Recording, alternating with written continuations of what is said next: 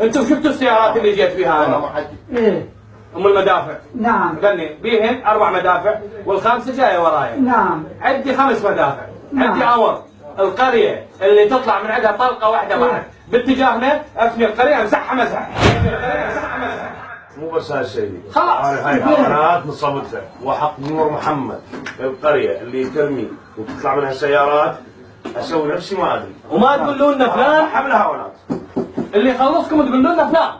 كيف ضربوا السياره يوم هاي مال الجيش وطبوا يمه وقلنا لهم انتم عندكم 5 مدافع. 5 مدافع عندكم هاونات. اسمعني. اي جريه تطلع من عندها طلقه واحده باتجاه القوات الامنيه تردون بعلخها. والف مو طلقه، الف قذيفه عليها. يلا.